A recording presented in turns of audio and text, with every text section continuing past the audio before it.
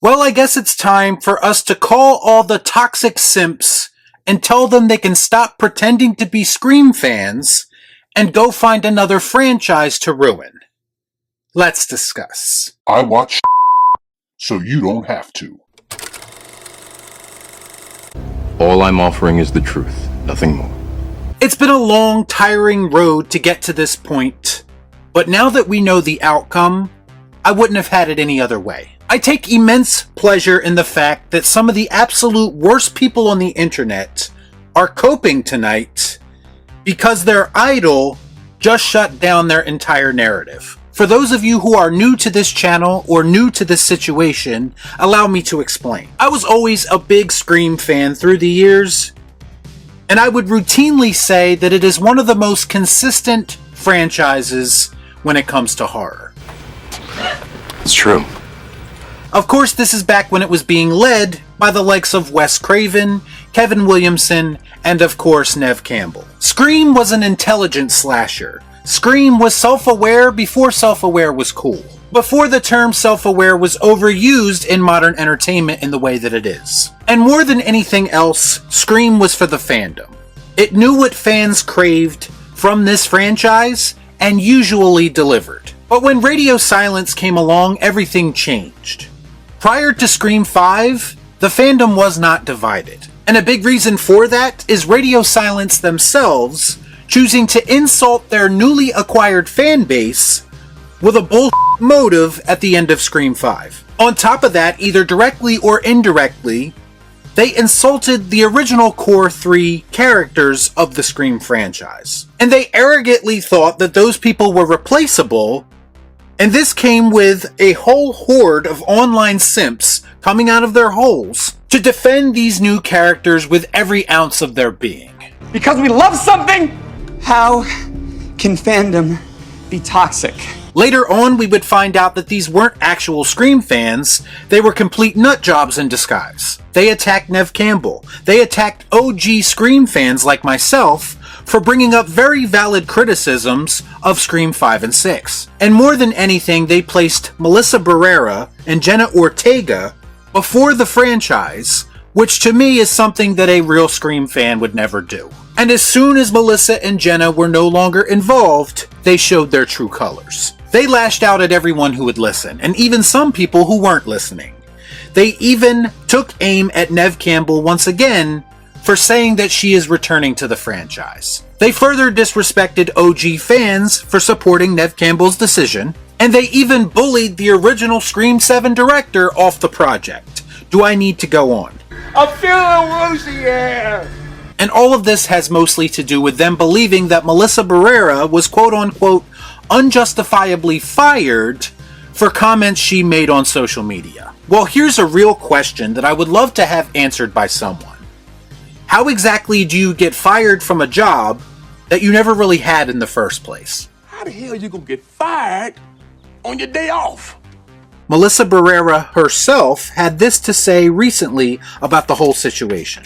Quote, I feel like the ending of Scream 6 was a very good ending, and I don't feel like, I got left in the middle. No, I think people, the fans, were wanting a third movie to continue that arc.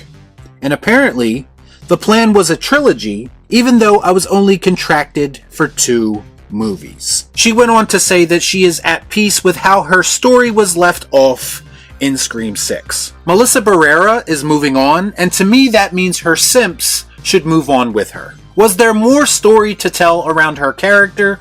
Probably, and I'm sure at one point the plan was in fact a trilogy. But to me there's a reason that the studio only signed her up for 2 movies. Maybe they were taking a wait-and-see approach before they made any big commitments. And maybe they realized that it wasn't worth it. Now I know what some of you are going to say, well, Scream 6 made a ton of money, so why wouldn't they want to continue this story? Yet the further and further we get removed from Scream 6, the more people I start to see who are realizing that this movie was actually awful at its core, which is something that tends to happen in the modern era when it comes to overhyped movies. The initial reactions are always filled with excitement, but what happens when that excitement wears off? You are left with a hollow shell of a movie that is Scream in name only.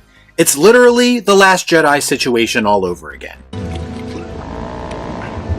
Scream 6 didn't reinvent the wheel.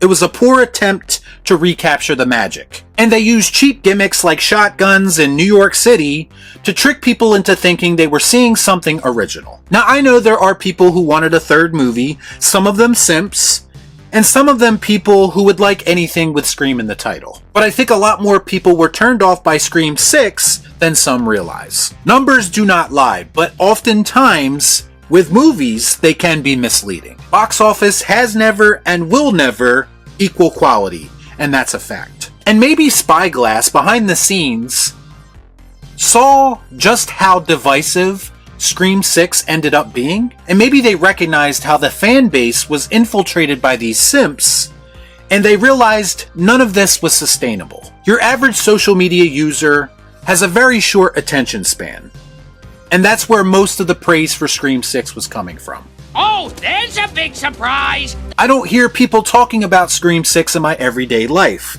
and that's because social media is not real life, and maybe Hollywood is starting to realize that. Melissa Barrera and Jenna Ortega, two people that everyone tried to turn into martyrs, were never actually involved with Scream 7 to begin with, at least nothing beyond a conceptual level. So was it really necessary for these people, these fake fans, to attack people who got a jolt of excitement out of the Scream 7 announcement with Neve Campbell? Was it necessary to send death threats and try to bully people off of social media over a movie that never really existed? But it was never about the movie, was it? We know that now.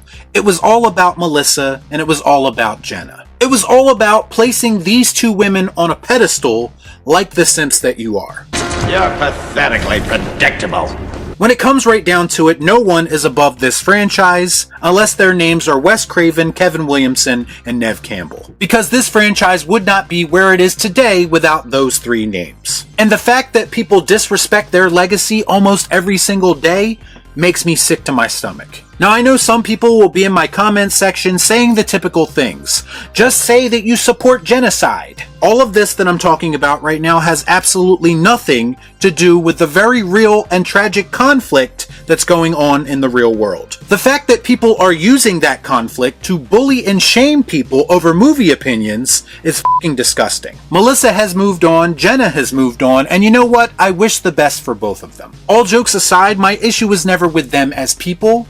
It was with the characters they were playing. And my bigger issue was with the absolute toxic pieces of shit who worship them. Get what you f***ing deserve! Those people today are getting what they deserve because they made conversations around one of my all-time favorite franchises unbearable for the last couple of years. And I'm sorry, but no person who has been a fan of this franchise since 1996 deserves that kind of treatment. Unlike some of you, we've been here from the beginning and will be here at the end. And the fact that these horrible people are eating a little bit of crow today is one of the most satisfying things to happen in this community in a long time. Y'all be cool. Right on.